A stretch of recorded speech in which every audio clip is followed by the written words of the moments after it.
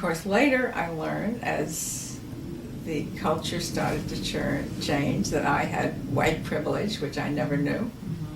And so I began to learn about the privilege. I knew I had middle class privilege. I always knew that.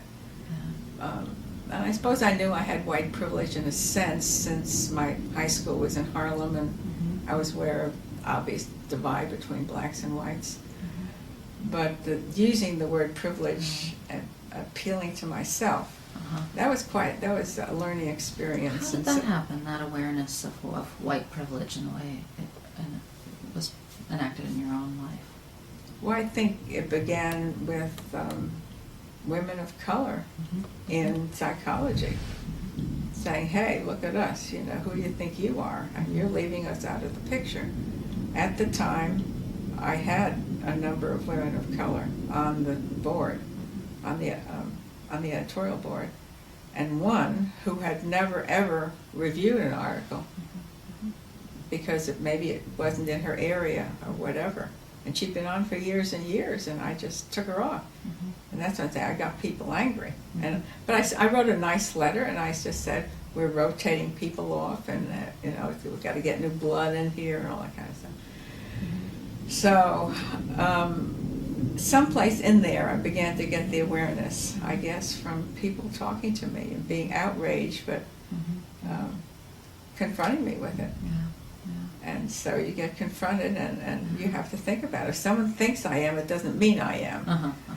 But what does that mean? And then trying to understand it and coming to terms with that. And so I began to institute various things in the journal that they couldn't use the word subjects. They had to, so I began to integrate a more feminist approach into what we understood at the time. But I was still pretty empirical.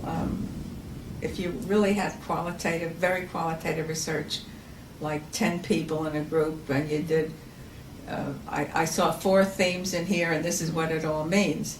That didn't fly for me at all. And so I think I got some people angry at that too. But going back to wanting to be more feminist in terms of treating the subjects as participants rather than subjects, of changing the terminology. I had everybody change that. Upgrading, being more sensitive to cultural difference, and so they had to report how many of minorities were in the samples. And I think that was a consciousness raising thing, because, oh my goodness, we just don't have any blacks in the sample. We have maybe 2 blacks, and making people aware that this is a white middle class sample and that they should say it. That's fine. If that's what you have, just mention it. But then what are the implications of that? And so then I would have all my associate editors ask for implications of you can't generalize to other samples. So I think we were one of the first journals to push that.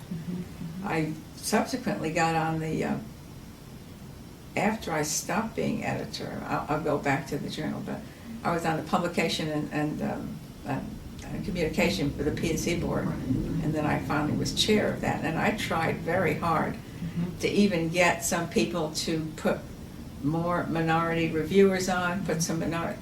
Oh, we just can't find any. Yeah, that's like they couldn't find a qualified woman when I couldn't get exactly. We've heard that before. Yeah, so I did really try to find, I didn't have a good network, and there weren't, minority women didn't have a good network at the time, or if they did, I didn't know about it. So I met them, I heard about people, and I'd send them an article to review. And I did get some more on, probably not as many as I could have if I had better networks at the time. But I think it was just the beginning of awareness.